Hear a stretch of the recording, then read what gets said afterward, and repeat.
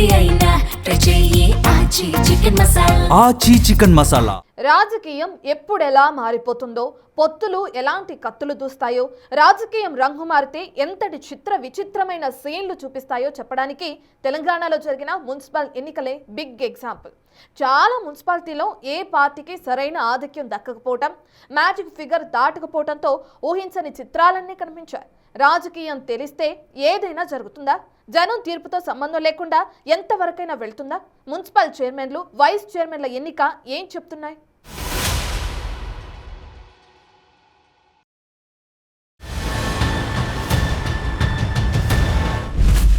ఓ చోట కాంగ్రెస్ బీజేపీ కలిసిపోయాయి.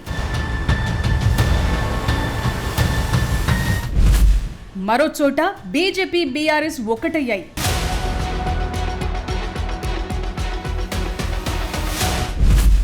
ఇంకో చోట కాంగ్రెస్ బీఆర్ఎస్ జట్టుకట్టాయి.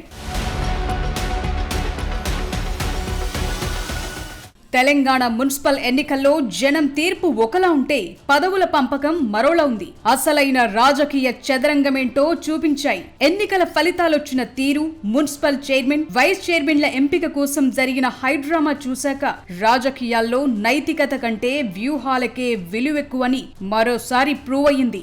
ఏ పార్టీకి స్పష్టమైన మెజార్టీ రాని హంగ్ మున్సిపాలిటీలో రాజకీయం పరాకాష్ఠకు చేరింది. మొత్తం ఫలితాన్నే మార్చేసింది. రాజకీయం అంటే ఏంటో చూపించింది. ఇందుకు ఎగ్జాంపుల్స్ చాలానే ఉన్నాయి.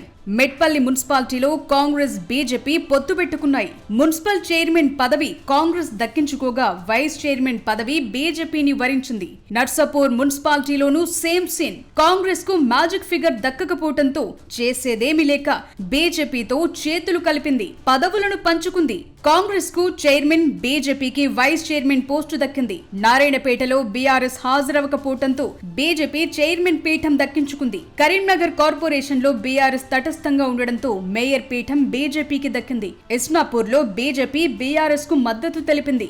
MP Raghunandan ex officio member గా ఓటు వేయడంతో బీఆర్ఎస్ కు చైర్మన్ పీఠం దక్కింది.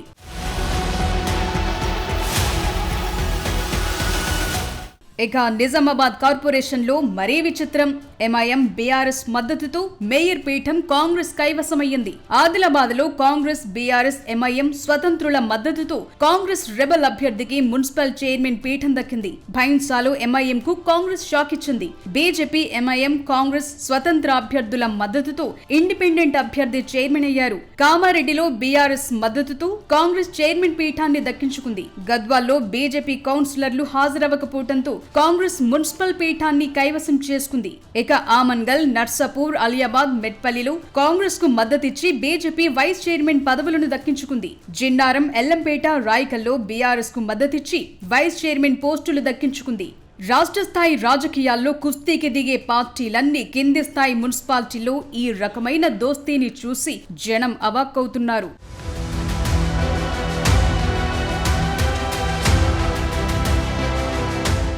తెలంగాణలో 116 మున్సిపాలిటీలో మెజార్టీ స్థానాలను కాంగ్రెస్ దక్కించుకున్నప్పటికీ సుమారు 38 మున్సిపాలిటీల్లో ఏ పార్టీకి స్పష్టమైన ఆధిక్యం రాలేదు. దాంతో అసలైన రాజకీయం మొదలైంది. ప్రజలు ఎన్నుకున్న కౌన్సిలర్ల కంటే ఎమ్మెల్యేలు, ఎంపీలకుండే ఎక్స్ అఫీషియో ఓట్లే కీలకంగా మారాయి. తక్కువ వార్డులు గెలిచిన పార్టీ కూడా ఈ ఓట్ల అండతో చైర్మన్, వైస్ చైర్మన్ పోస్టులు దక్కించుకున్నాయి. అనేక వార్డుల్లో గెలిచిన స్వతంత్ర అభ్యర్థులు కూడా కింగ్ మేకర్స్ గా మారారు. పరిస్థితులు కలిసొచ్చి కొన్ని చోట్ల వాళ్లే చైర్మన్, వైస్ చైర్మన్లుగా ఎన్నికయ్యారు. రాజకీయాల్లో శాశ్వత శత్రువులు, మిత్రులు ఉండరనే సామెతకు ఈ మున్సిపల్ కార్పొరేషన్ ఎన్నికలే నిదర్శనం. వార్డుల్లో నువ్వా నేనా అంటూ పోటాపోటీగా తలపడిన నేతలంతా చైర్మన్, వైస్ చైర్మన్ పీఠాల కోసం చేతులు కలపటం చూసి జనం షాక్ అవుతున్నారు. కాంగ్రెస్, బీఆర్ఎస్, బీజేపీ ఇలా పార్టీలన్నీ సిద్ధాంతాలను పక్కన పెట్టి అధికారం కోసం బహిరంగంగా మద్దతిచ్చుకోవటం చూశాక రాజకీయం ఎప్పుడైనా రంగుమారొచ్చు, ఏమైనా జరగొచ్చనే విషయాలను జనం ఇప్పుడిప్పుడే అర్థం చేసుకుంటున్నారు.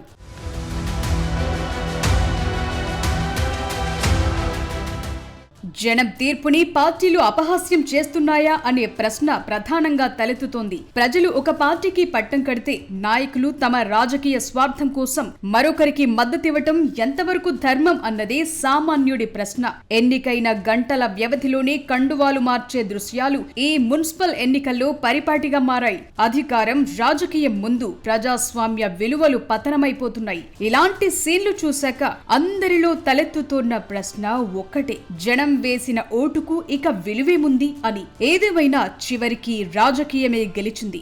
రాజకీయం తెగిస్తే ఎంతటి చిత్ర విచిత్రమైన దృశ్యాలు కనిపిస్తాయో తెలంగాణ మున్సిపల్ కార్పొరేషన్ ఎన్నికల పోరు మనందరి కళ్లకు కట్టింది. ప్రజాస్వామ్యంలో ఓటర్లు కేవలం 5 ఏళ్లకోసారి బటన్ నొక్కే రోబోలేనని డౌట్ లేకుండా వస్తోంది.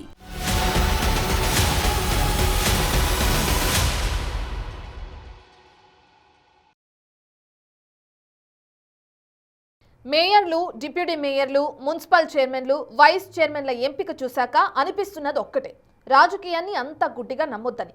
పార్టీల కోసం గొంతు చించుకుని కడుపు కాల్చుకుని కష్టపడే వాళ్ళందరికీ అసలు రాజకీయం ఏంటో ఇప్పుడు బాగా అర్థమైంది. పరిస్థితులు అనుకూలంగా లేకపోతే పార్టీలు వాటిని ఎలా తమకు అనుకూలంగా మార్చుకుంటాయో అంతా చూశారు. మరి ఎన్నికల్లో జనం దేనిని చూసోటేయాలి? ఇంకా పార్టీలను నమ్మితే మోసపోవడం తప్ప మేలు జరిగేదేమీ లేదా?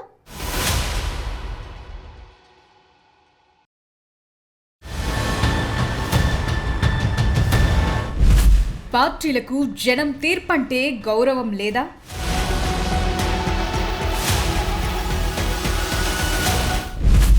ఎక్కడైనా ఎప్పుడైనా రాజకీయమే గెలుస్తుందా? రాజకీయాల్లో నైతికత కంటే అవకాశవాదం, ప్రజాసేవ కంటే అధికార దాహమే ఎక్కువగా కనిపిస్తోన్న రోజులివి. పార్టీ కోసం రాత్రింబవళ్లు కష్టపడే కార్యకర్తలు, ఆశయాలను నమ్మి ఓటేసే జనం చివరికి కేవలం పావులుగానే మిగిలిపోతున్న పరిస్థితిది. మున్సిపల్ కార్పొరేషన్ల ఎన్నికల పర్వం తరువాత జరిగిన మేయర్లు, చైర్మన్ల ఎంపిక ప్రక్రియ చూశాక సామాన్యుడికి కలిగిన భావన ఒకటే, రాజకీయాల్లో శాశ్వత శత్రువులు, శాశ్వత మిత్రులు ఉండరు. కేవలం రాజకీయ స్వార్థం మాత్రమే శాశ్వతం. పార్టీల సిద్ధాంతాలు, రాజకీయ విలువలు, నాయకుల భావజాలం లాంటివన్నీ కేవలం కరపత్రాలకే పరిమితమయ్యాయి. గోడల మీద రాసే స్లోగన్లుగానే మిగిలిపోయాయి.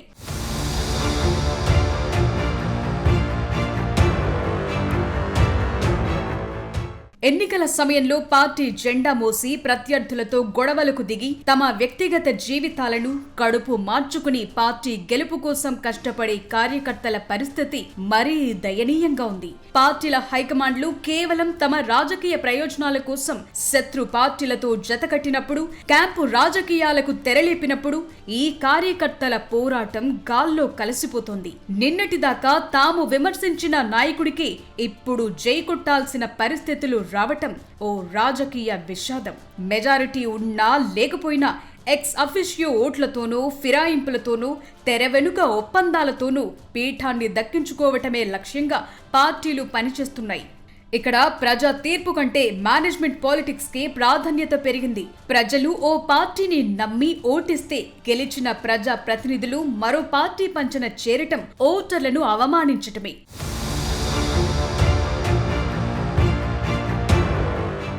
ప్రతి ఎన్నికల్లో పార్టీల గుర్తులను చూసి ఓటేయటం వల్ల ఆ పార్టీలకు బలం పెరుగుతుందే తప్ప స్థానికంగా మనకు మేలు జరుగుతుందా అన్నది ప్రశ్నార్థకంగా మారింది. అందుకే ఓటర్ల ఆలోచన విధానంలో ఇప్పుడు మార్పు రావాలి. పార్టీలు ఎప్పుడు మారవు. వాటి రాజకీయమే సమయానికి తగ్గట్లుగా, రాజకీయ ప్రయోజనాలకు తగ్గట్లుగా మారుతూ ఉంటుంది. ఈ జమానాకు మారాల్సింది మనమే, జనమే. అందుకే ఎన్నుకునేటప్పుడు చూడాల్సింది పార్టీని కాదు, నాయకుడిని. పని చేస్తాడా లేదా, అందుబాటులో ఉంటాడా లేదా అనేదే చూడాలి తప్ప పార్టీని చూసి ఓటేస్తే మిగిలేది ఇదే. కనిపించే సీన్లు ఇవే. అందుకే అభ్యర్థి చరిత్రను, వ్యక్తిత్వాన్ని, స్థానికంగా అందుబాటులో ఉండే గుణాన్ని చూసి ఎన్నుకోవాలి. పార్టీల పట్ల గుడ్డి భక్తిని వీడాలి. మనం ఓటేసిన నాయకుడు దారి తప్పితే నిలదీసే ధైర్యం ఉండాలి. రాజకీయాలు కుళ్ళిపోయాయని మనలో మనమే గొణుక్కుంటే రాజకీయం మారదు, నాయకుల్లో మార్పు రాదు. ఓటు వేసేటప్పుడు మనం చూపే విఘ్నతే రేపటి రాజకీయాలకు దిక్సూచిగా మారుతుంది. పార్టీలు తమ అవసరం కోసం ఎలాగైనా మారతాయి, కానీ ఓటర్లు తమ నైతికతను మార్చుకోవద్దు. ఓటర్లు మేల్కొనాలి. ఇకపై తమ ఆటలు సాగవనే భయం నాయకుల్లో కలిగినప్పుడే ప్రజాస్వామ్యం నిలబడుతుంది.